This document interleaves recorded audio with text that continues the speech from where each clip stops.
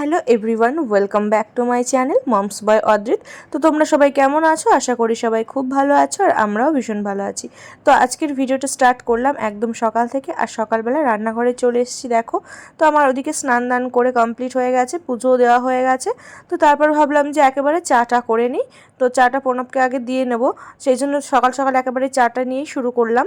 তো দেখো, এদিকে চাটা নিচে পড়ে আছে ঠিকই, তার কারণ বলছি, ফার্স্টে আমি যখন কাপে চাটা ঢেলেছিলাম না, তখন দেখছি যে এদিকে আমি ভিডিওটা অনই করিনি, সেই জন্য আর কি চাটা পড়ে আছে। তো চাটা তখন আর পরিষ্কার করা হয়নি, সেকেন্ড টাইম দেখানোর জন্য আবার চাটা কাপে ঢাললাম।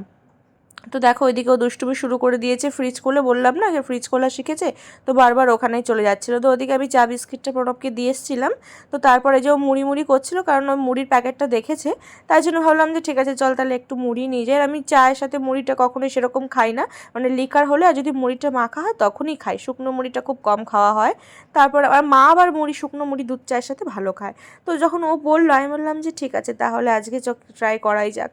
তো দেখলাম যে খুব একটা খারাপ লাগে না, আর ওকে মুড়িটা দিয়েছি, ও দেখো দুটো খাচ্ছে তো 10টা ফেলছে, এরকম মানে সারা বিছানা ওই রকম করে দিয়েছে মুড়ি দিয়ে। তো আমি এদিকে চাটা আমার খাওয়া কমপ্লিট হয়ে গেছে, তারপর এদিকে বিছানাটা পরিষ্কার করতে লেগেছি, মানে সারা বিছানায় যে ছড়িয়ে ছিটিয়ে রেখেছে, মানে দুটো কি তিনটে হয়তো ঠিকঠাক করেও খেয়েছে, আর সারা বিছানাটা এরকম এলোমেলো করে রেখেছে। আর ও সকাল সকাল এখন, মানে আমি যদি সকাল সকাল ঘুম থেকে উঠি, কিছুক্ষণ পরে ও উঠে যায়, যদি আমি ঘুমিয়ে থাকি তো আমার সাথেও ঘুমিয়ে থাকে, এরকম ব্যাপার চলছে। তো আমি ওদিকে আগে রাখতে গেলাম আর ওকে এখানে বসিয়ে রেখেছি। তারপরে পরে দেখলাম, যখন আমি এডিট করছি, তো দেখলাম যে ও ক্যামেরা দেখে এরকম রিয়াকশান দিচ্ছিল। তো এখানে আমি ওর সাথে জল টল খাই নিলাম, তার আগে মাকেও ফোন করে দিয়েছিলাম। মা বললো যে বড়া পাঠাবে আমাদের জন্য। তো দেখো, এদিকে বাবা আড়তে যাচ্ছিল, আর বাবার কাছেই মা পাঠিয়ে দিয়েছে, যেহেতু ভাই বাড়িতে নেই, ও ঘুরতে গেছিলো। তো এই দেখো বড়া নিয়ে এসছে। এটা হচ্ছে কিসের বড়া বলো তো? এটা হচ্ছে কচুর বড়া। তো আমাদের বাড়িতেই কচু আর কি লাগিয়েছিল, তো সেই কচু দিয়ে আর কি বড়াটা করেছে। তো সেই বড়াটা এই যে পাঠিয়ে দিয়েছে। এটা হচ্ছে সোমবারের ভিডিও, নিরামিষ বড়া ছিল। আর দেখো বড়া দেখে কিরকম ও পাগল হয়ে গেছে খাওয়ার জন্য। তো ওকে বাটিতে করে দিয়েছি, ওর হবে না, ওর সব কটাই লাগবে, এরকম খাবে না কিছু, নষ্ট করবে, কিন্তু ওর সব কটাই লাগবে। আগেও আর একদিন মানে বাড়ি থেকে পাঠিয়েছিল হচ্ছে ডালের বড়া।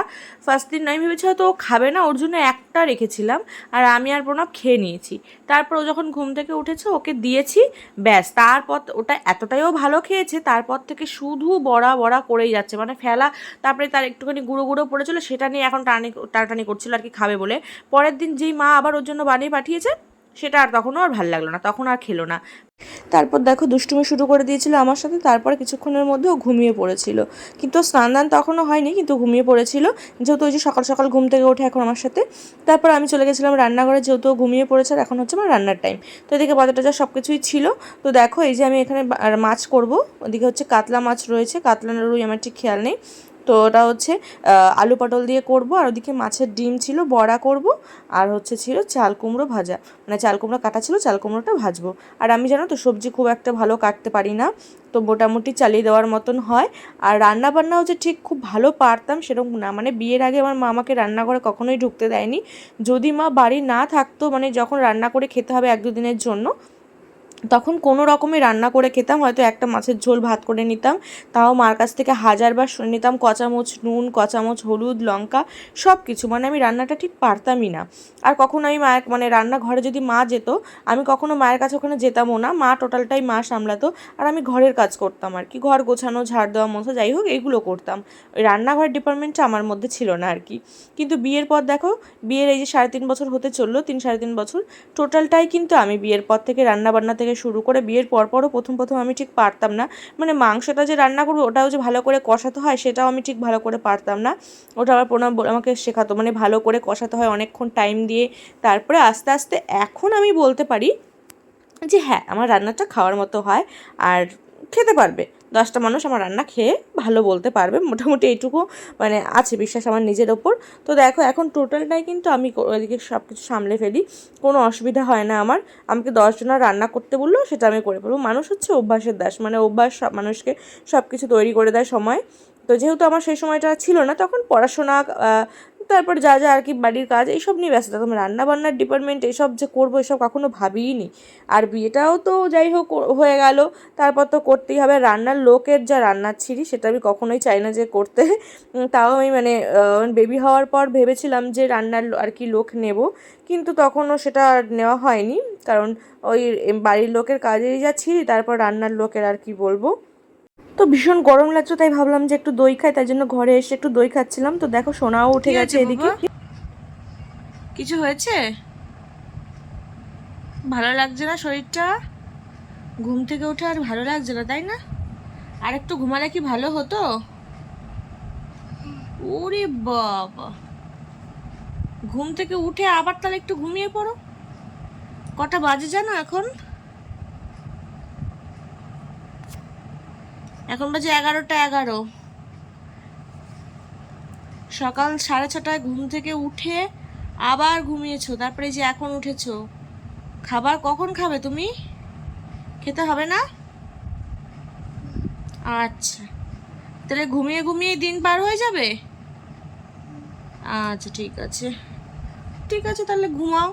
স্নানও করতে হবে না, খেতেও হবে না, ঠিক আছে। তো দেখো এদিকে আমার রান্না বান্না, এদিকে চাল কুমড়ো ভাজা আর মাছের ডিমের বড়া, আর এই যে হচ্ছে মাছের ঝোল।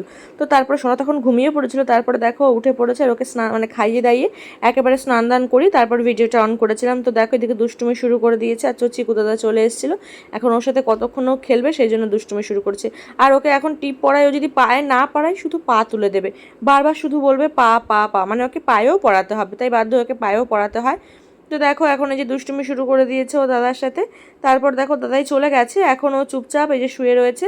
আর এখন ওই ছোটোবেলায় যেরকম হাত পা খেতে, এখন সেই নাটক শুরু করেছে। তো দেখো এদিকে পা খাচ্ছে, আর ভিডিওটা অন করলে পাটা সরিয়ে নিচ্ছে। তো দেখো এদিকে সোনাকে এদিকে লেবু রসটাও করে দিয়েছে, প্রণবের জন্য একটা লেবু কেটে দিয়েছিলাম, ওকে দিয়ে এসেছি। তো দেখো এদিকে ওদের খাওয়া দাওয়া শুরু হয়ে গেছে, আর দুষ্টুমি তার সাথে। তারপরে দেখো এই যে এখন ও বই পড়বে বলে বইটা নিয়ে এসছে। তো দেখো এই যে বই পাগল ছেলে আমার, ওর মুড আর কি, যখন তখন ওর মুড শুরু হয়ে যায় বই পড়ার।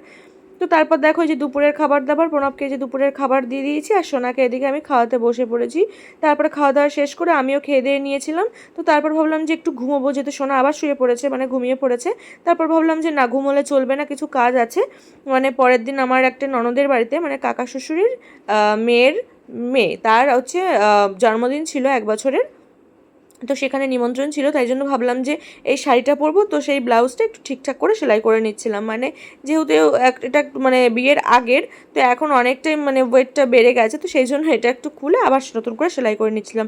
আর এই গুণটা মোটামুটি আমার একটু আছে, আর এটা আমার মায়ের কাছ থেকেই পাওয়া, মানে বিয়ের পর বলছি কেন, মানে আমি যতদিন থেকে জ্ঞান হচ্ছে ততদিন থেকেই দেখছি আমার মানে জামা কাপড় ছিঁড়ে গেল, বা শাড়ির পাল লাগাতে হলো, বা যাই হোক, যে আমার নাইটি খাপানো, জামা কাপড় খাপানো, টোটালটাই কিন্তু আমার মা আর কি নিজে হাতেই করতো, মেশিনে কখনো দিত না। তো সেই গুণটা আমার মানে পুরোটা না হলেও একটু আর কি আজ পেয়েছি। তো আমিও মোটামুটি হাতে ভালোই পারি। তো দেখো তারপর সন্ধে হয়ে গেছে, সন্ধে ওদিকে আমি ভাতটা বসিয়ে দিয়ে এসেছি রাতের, আর সোনার জন্য আর কি দুধটা জাল দিতেও বসিয়ে দিয়ে এসেছি। এখন হচ্ছে ওকে খাইয়ে দেবো সন্ধে, যেহেতু মোটামুটি এখন ওর ঘুম থেকে না একটু লেট করে উঠে পড়ে, মানে মোটামুটি ও 7টা বেজে যায়, ওকে টেনে তুললেও না উঠতে চায় না। সেই জন্য ভাবলাম যে ঠিক আছে চলো তাহলে একটু ওদিকে আগে কাজটা গুছিয়ে সন্ধে টন্ধে দিয়ে আগে ওগুলো বসিয়ে নিই, তারপর ওকে মানে ডাকতে এসেছিলাম যে ও উঠবে কিনা। তো দেখো এখন এদিকেও দুষ্টুমি শুরু করে দিয়েছে, আর আমি এদিকে ভিডিওটা করছিলাম, তার মধ্যে দেখো ও চলে এসছে। ও ঘরে বোধহয় ছিল না তখন, ওর দিদি বাড়িতে হয়তো ছিল। তো দেখো এদিকে দুষ্টুমি করছে, আর এই যে পেনটা নিয়ে সারা বিছানা, ওর পুতুলের মুখ, সোফার কাভার, মানে সব জায়গাতে, দেয়াল, যেখানে যেখানে ওর আর কি জায়গা পায় সব জায়গাতে ও এরকম দাগিয়ে ফেলছে। সারা ঘর জুড়ে ওর দাগাদাগি সিন রয়েছে। তো কি আর বলবো, এগুলো আর কিছু বললেও তো বাচ্চা কাচ্চা শোনে না। তো যাই হোক খেয়ে দিয়ে ও দিদি বাড়িতে আবারও চলে গেছিলো খেলতে। এবার দেখো এই যে উনি যাচ্ছে এবার বাইরে, কি তখন বাজে 9টা 9:30, একটু লেট করেই, এখনও কাজকর্ম গুছিয়ে একটু লেট করেই বেরোয়, আবার মোটামুটি 1 ঘন্টার মধ্যে চলে আসে। আর এই যে দেখো চলে গেল, আর এখন নিয়ে আসবে হচ্ছে আমার জন্য খাবার। তো দেখো বলতে বলতে গেল, আর এই যে চলেও এসছে। এবার আমি বসেছিলাম যে কি খাবার আনে সেই জন্য, তার আগে আমাকে ফোন করেছিল অবশ্য যে ঘুগনি নিয়েছি, আর কি ফুচকা নেবো কিনা। আমি বললাম বললাম যে না এমনিতেই ভাত খাওয়ার টাইম হয়ে গেছে, এখন আর ফুচকা টুচকা খাবো না, তো তুমি ঘুগনি নিয়ে এসো সেটাই নিয়ে আসো। তো দেখছিলাম যে আর কি কি এনেছে, তো কি বাদাম টাদাম আর কি কি ছিল যাই হোক নিয়ে এসছে। ও বলছিল যে খাবে না, আমি বললাম যে চলো একসাথে খেয়ে নিই একটু একটু করে। তো দেখো এদিকে আমি ওই যে বসে আছে বাদাম খাচ্ছে, আমি বললাম ঘুগনিটা খেয়ে নাও। তো দেখো এদিকে ঘুগনিটায় সসটা দেওয়া হয়নি, ভাবলাম সস খাবে কিনা, আর আমি আবার ঘুগনির সাথে সসটা একটু বেশি করে দিয়ে খাই, তো তাই জন্য আবার সসটা নিয়ে আসলাম। তো দেখো এদিকে খেয়ে দিয়ে ও বেরিয়ে গেছিলো। তো একবারে রাতে চলে এসেছি, দেখো এটা হচ্ছে রাতের খাবার, দুধ ভাত আর তার সাথে হচ্ছে কলা, আর হচ্ছে সোনাকে খাইয়ে দাইয়েও ঘুম পাড়িয়ে দিয়েছিলাম। তো তারপরে আমিও খেয়ে নিয়েছিলাম, কিন্তু যেহেতু ভিডিওটা তখন আর এন্ড করা হয়নি, মানে খেয়ে দিয়ে না শুয়ে পড়েছিলাম, আর ভালো লাগছিলো না, তাই জন্য ভিডিওটা শেষ করা হয়নি।